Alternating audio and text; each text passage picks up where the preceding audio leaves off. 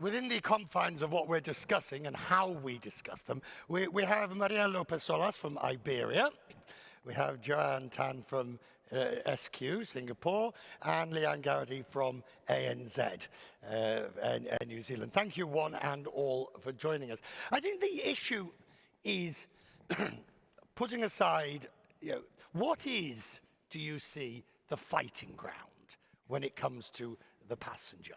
What is it that you are focused on in a post-pandemic world, outside, if you will, the core commercial aspect of the price? Yep. So from our perspective, we're very much focused on providing customers with a seamless customer journey. We're focused on making sure that we're delivering what we call the basics brilliantly. So the really basic elements of just getting the flight away on time, arriving on time, and making sure people's luggage arrives with them. So that is like one of our main focuses at this time as we rebuild out of the pandemic. Now, the interesting thing about that is, you call it the basics, which it is, but that really is the starting point, isn't it? I mean, and that, it shows just how disrupted the ecosystem and infrastructure was when you're really basically saying, get the plane out, get it to a destination, and get the passenger there with their luggage. Yep, absolutely. And I think that we're doing a great job in terms of that, and that gives us the license to start innovating and putting out some of the great things that we've done through COVID. I think you need to be true to the customer. What the customer really wants is to reach on time to the destination. So that's why, for us, the most relevant thing is be very reliable, operationally reliable. We have been the most punctual airline in January and April, and we are really putting all our efforts, all our employees working together to make sure that everything is working perfectly to be perfectly on time. Right, but that's a fairly low bar, isn't it? Well, depends. This is the most important thing. Yeah, I think, we talked about seamless travel. A lot of the opportunities now for seamlessness is also riding on data. I think the first two panels talked a lot about it. For example, seamlessness in today's context is also a little bit about low touch. So for example, biometrics.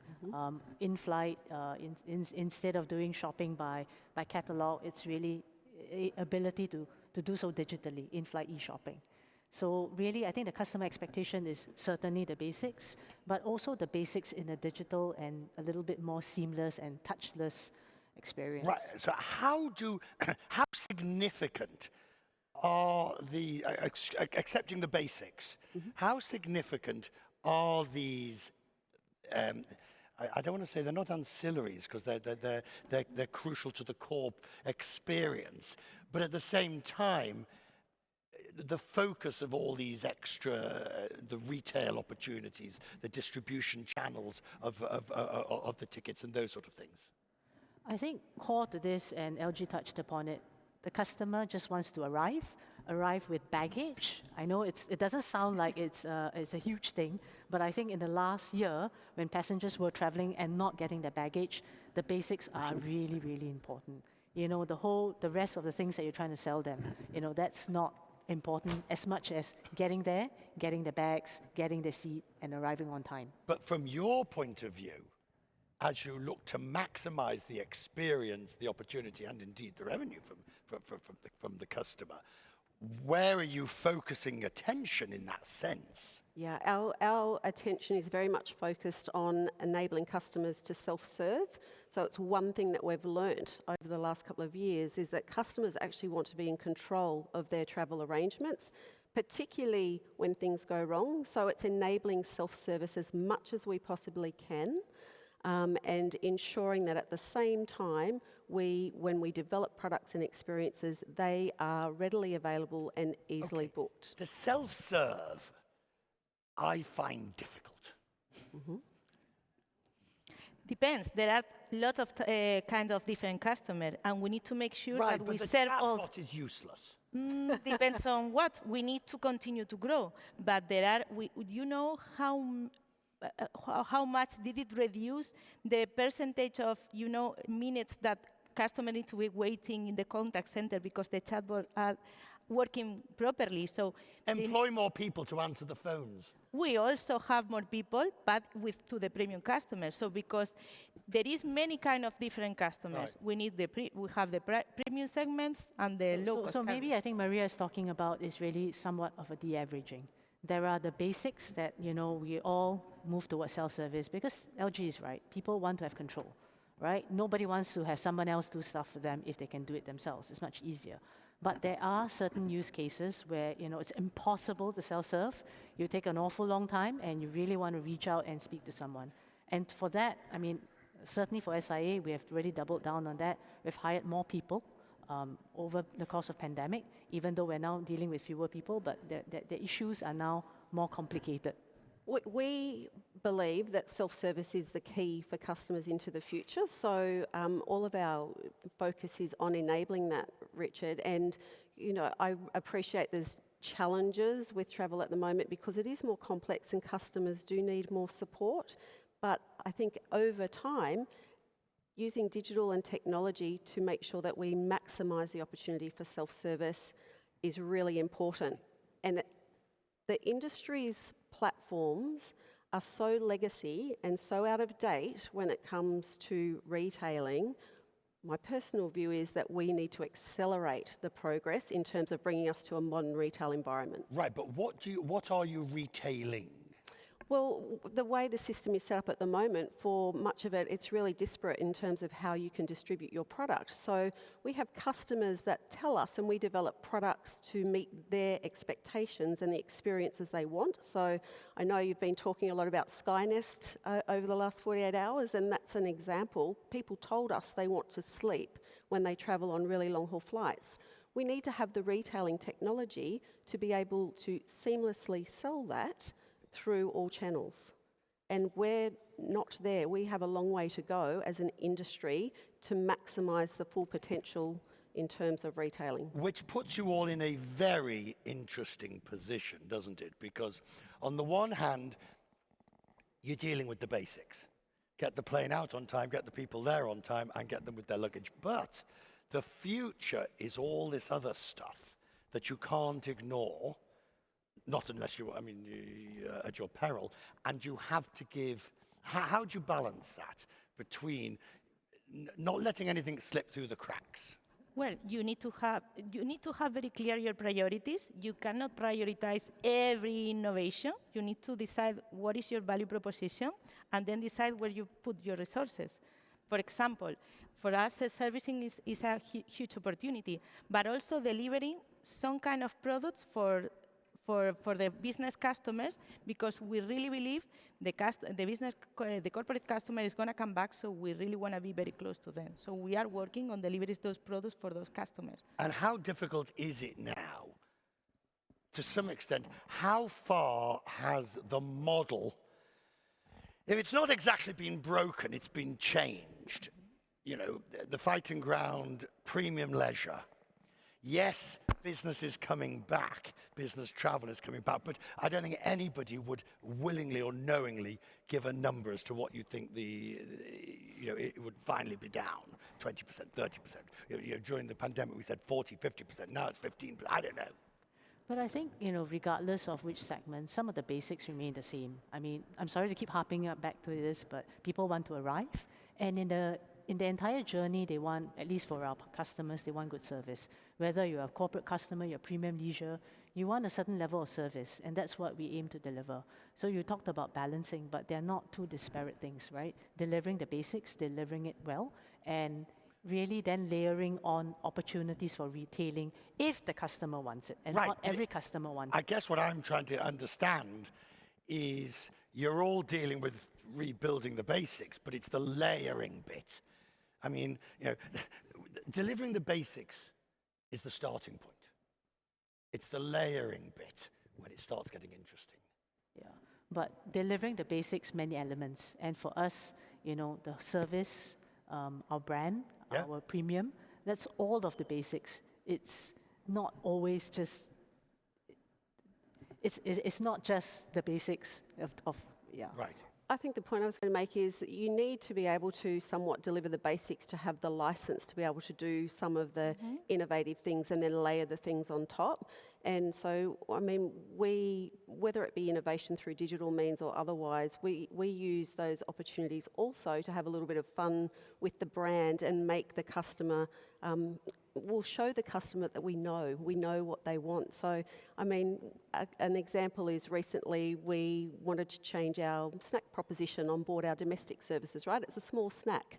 But the coverage and the brand and the positive sentiment that came through the process that we undertook of involving customers in that process was enormous. Right, but the positive brand benefit you got could have been dramatically outweighed by a disastrous launch if you got it wrong. Yeah, but I guess that's one of the things that we're quite comfortable with. We are very comfortable with trying things and we're not afraid to fail. We actually, within the business, believe that's a really important way to actually truly understand what your customers want. I mean, back to that snack example, we thought customers told us they wanted fresh fruit. We serve fresh fruit. It was the least taken food item of all of the things we Really? tried. So well, that's like, you know, we all say we really want X. yeah. So, I mean, there's all different ways in terms of layering. So what did you do? Once they said we all want fresh fruit, and you actually got a whole bloody orchard on the plane already, what did you do? We did a bunch of trials. We let customers vote on what they liked. We went through quite an extensive process, and so it wasn't a winner, and people wanted the favourite long-standing cookie time cookie. So we came up with what people wanted and delivered it to them. Let them. You came up with what they wanted, and let them continue in their own self-deception of what they think they wanted. Actually, we have similar experience on this. Our customers tell us they want a healthy meal. They want? A healthy meal, so low carbs, basically more vegetables. And as LJ has experienced, the healthy meals are the least taken. Everybody likes their steaks and, the comfort food. And so we give it back to them. And one important thing is that what the customer wants is not only the fancy digital new customer experience, but also the personal touch that you are there taking care of them, like in the whole journey. So, for example, when we were in the middle of COVID, we were thinking that maybe the interaction with the crew should be less or something. But what we have discovered is that people are just people and wanna see the people, wanna see who is behind that. And this is actually the reason why they are coming back to travel, because they want to have experience face-to-face and see people. Yeah. And just on the layering and offering the basics, I mean, just an example, we talked about offering basics, we talked about seamlessness, we talked about digital. One way of doing the very basics in a different way that's valued by our customers is auto check-in. Right? In the past, you had to go to the counter X number of hours before. Today, everything's all done. You don't even have to check in for our flights. So it's these small innovations that we do all the time, sometimes behind the scenes, that remove friction from our customers' journey. I was just going to say, I mean, one of the significant things that has come out as a consequence of COVID is the fact that customers are very adamant that the standard of experience delivered to them is at the highest of standard. And so customer expectations are absolutely heightened as we've rebuilt out of COVID. And we see that through, I mean, there's been some stats quoted over the last 48 hours around the number of countries that are looking to regulate compensation, as an example, for non-delivery. And we think that's obviously going to be quite a significant burden for the industry going forward, because if you've got 100 different countries with different regulatory requirements, it's that we do. Yeah, exactly. And so from our perspective, we would prefer to be able to give customers what they want and respond to situations as they occur rather than being told. I'm sure you would prefer to do that. But however, I mean, and we don't want to go down this rabbit hole, but the compensation requirements, or at least the debate in many countries, is because of a failure to deliver. Yep, so it's a failure of delivery, and that goes back to the point, the first and foremost thing is to get your delivery right and get the basics right. But we actually do approach it. If we have an amber weather alert, we provide customers with flex no matter what they buy. So, I mean, we approach it differently, I guess. How difficult is it in these days, though, when there's within the product that you've got, there is such a vast range. Everything from basic economy ticket, where, frankly, if we could strap you to the wing, we would, and don't even think of putting a bag anywhere other than under the seat, versus, you know, first class or Premium economy. premium, or the number one, please, where would you like to sit? You can sit anywhere you like. How difficult is it for you as CCOs to create all of that? I personally think it's really important. It's about giving customers choice, right? And we give customers, you know, 7 different choices in our new product offering that's coming next year. So it's very important to be able to respond to different customers' needs and give them the options that they're after. There are travelers that fly for many different reasons, and they are not willing to pay the same thing. So in order to have passengers that can have low fares, we need to have others that pay high fares. And for that, we need to fulfill a different product because it cannot be the same. I think for us it's a little bit different Right. because we are pitched and positioned as a premium airline.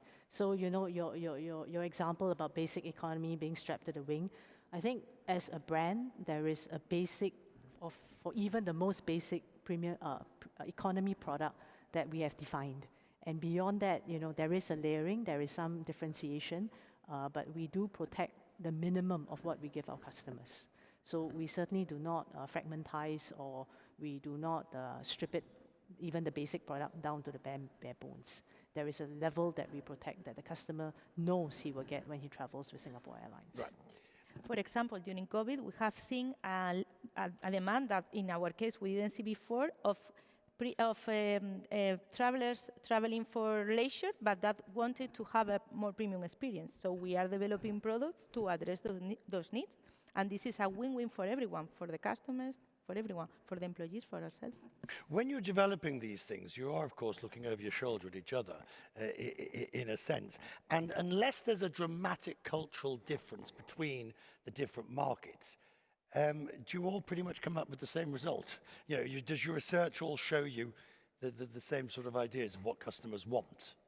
The basics. Customers want the value proposition. It's really a question of how you deliver it within the concept of your own airline. Yeah, I think it is about the execution and how you develop the product to meet those customer needs. I want to turn, finally, for the last few minutes, to talk about, and it is all, as I say, you know, male talking about female executives is always a dodgy, it's always a dodgy exercise, fraught with difficulties. But I've done it many times on the air, so let's go for it. Look, you've all reached the very highest levels with the prospect of getting even higher within the company or another airline. What has been the most difficult part of that? And I realize that when you're doing it, because you're in the middle of the firestorm, look, you know, it doesn't look that difficult, or it was difficult, but it seems like it was on. But if you now look back, what was the most difficult part? I don't want to say it was the most difficult part, but for me, I had 4 children along the way as I built my career. And so I think if I wind back to 30 years ago when I started in aviation, 30 roughly, then it was a very different time, right? And so I'm pleased to see that things have developed much more differently, which enables females really to have a family and continue their career. Oh, I'm sure if you started 30 years ago and you've had 4 kids on the way, I'm sure you have an entire fund of misogynistic stories over the years being at you, don't you? Possibly, but I might share those. You know, Yeah, look, it hasn't been without its challenges, but as I say, I think the industry and society has come a really long way in that regard, and I think organisations are much more conscious around enabling female talent to continue their career and not be slowed down through having families. I mean, I was fortunate, I had a very supportive family that helped me a lot, but I also know a lot of people that I see that work in my team that don't have that luxury, so... I think this is actually not only difficult for women, but also for men. Totally. Because things are changing, it's also difficult for men, because things are changing. Men are right now more caring about, taking care of the children and everything, and we need to find ways to conciliate family, personal things, and your professional career, but for men and for women and for everyone. Okay, but how did you do it? How did you get to this? I have a very supportive family also, and I have a great team. It's very, very important that you really trust the team you work with. You really enjoy your work and put a lot of passion. Yes. That given. You're not getting away with that. There has to be a determination, you might want to determine or a passion to weather the storms. If only we know this to be the case, if only because so many women don't manage to get to that next level. It is that middle cadre of executives that where the problem is. I think, if you ask me, and it's not really what was the most difficult thing. When I started out in my career, I won't name how many years ago, how many decades ago, what struck me really is the lack of role models. I didn't see females in senior executive. I didn't think about it, and nor did I kind of aspire or have the ambition to be. But right now, there are women who come up to me and say, I see that you are where you are, and it gives me the vision or the ambition that I can get there too. So I think having positive role models is what is different today for the younger generation of women. But I was just going to say, I think also upon reflection for me, I think it's having a willingness to take opportunities as they present themselves, even if they stretch you way outside of your comfort zone. I mean, 27 years in the commercial corporate side of the airline, on the 5th of February 2020, I took on running our global airport operation. And so for me, the 9 months I was in that role was the steepest learning curve I think I've ever had in my career. But upon reflection, it was probably one of the most rewarding periods. So if you now take your seniority and translate it down to what you want to change for a young age, because you're talking about 30 years ago, but 30 years ago there were few female executives, and to be frank, they weren't females' best friends. They weren't women's best friend in many cases, and we all know this to have been the case. So now, with your seniority, how do you create an environment? What do you want to change? I want to make sure that people have the opportunity to do what they want to do, that they have personalised development, that they have coaching, mentoring, and I really would like to think that you can instill confidence in young people, because I think whether it be female or male or whatever the diversity and inclusion piece is, confidence is always one of those significant things that let people down because they don't appreciate their own capability. And I think confidence and a very clear plan is incredibly important for people to progress. And to some extent, go ahead, sorry. I was going to say that also having role models, because this is a virtuous cycle. If you have more role models, you will be able to, and not only women, but also more diverse role models, leaders that are leading in a different way with different values. So how important then is, if we shift away slightly from just the sort of the fairly narrow focus of even though it's half the population of females, but you start looking at the wider LGBT, transgender, the variety of workers and colleagues that we now have, that makes it much more challenging at one level, but rewarding at another.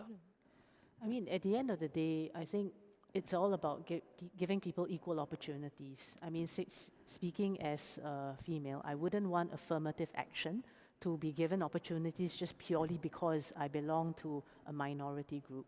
So I think the really important thing is, you know, regardless of variety. No, but you don't want affirmative action, but you may need an accommodation within a structure so that you can have the family, you can do this, that, or that, Yes. or which is not really affirmative action; it's an accommodation. Yeah. So I think in terms of accommodation in the female context, I think LG mentioned it. I mean, I'm also a parent of two kids. It's really the ability to re-enter into their career when you've taken a break, right? And that's, for a female, that's important. Is that necessarily the same for, say, you know, different groups of people? I don't think so. They may need something else. So I think an accommodative environment, that's true, but not in the affirmative action way. Fine, you go ahead. Yeah, I was going to say that something that really works, I think, is having targets. At the beginning, I was completely opposite to that idea because I thought that, I don't know, it's like helping that we really don't need. But then, when we have put some targets in our companies, at least in my experience, it really helps because we are, you know, business persons and we are focused to following the target. So when you have the target, and you are going to make sure that you will have a diverse team that is good and that will meet other targets, profitability and everything. So I think it really helps. I was just going to add that I think within any organisation, putting gender diversity aside and looking at diversity from a broader perspective, I think there needs to be a mindset and an appreciation of how much value having a diverse group of people working together can bring. I mean, it just brings a whole different level of thinking, and I think you can't underestimate the value of that. Okay, so final question to each of you. Not what have you learned as you've climbed the corporate ladder. What would you have done differently? What would you have changed? What would you have amended? I would have had a clearer plan, and I possibly... A clearer plan or just a plan? A plan. And I would have been more forthright in my views along the way. So rather than tending to sit back and observe, I possibly would have been more forthright in participating. Do you say that with the position of seniority now, looking back? Potentially, yes. What would you have changed, done differently? I mean, it sounds like a cop-out, but I don't think I would have done anything differently. I think I have, I think I've given it my all in terms of being authentic, in terms of, you know, you mentioned passion at the start. I've always adopted and embraced every role with passion, and I kind of got to where I am possibly because of that, so. I don't know, maybe I would have said no in a couple of occasions because I'm a person that only want to, you know, to please, to make sure that everything is right. So maybe I would have said no in a couple of occasions to create, you know, different... Yeah, I venture to suggest that's being said with the experience of seniority. But if you said that to somebody of a younger age, they'd still be terrified. Finally, bad news on the commercial front for you. Why is that? Your boss has given away 2 of your Skynest seats. Oh, has he? Did I get to go with you? He's now giving away 3 seats. Air New Zealand is going to have a very difficult year. Just give me more than 4 hours, that's all. In fact, she's in a very generous mood. We can take anybody else who'd like to come along on the trip. Ladies and gentlemen, our panel.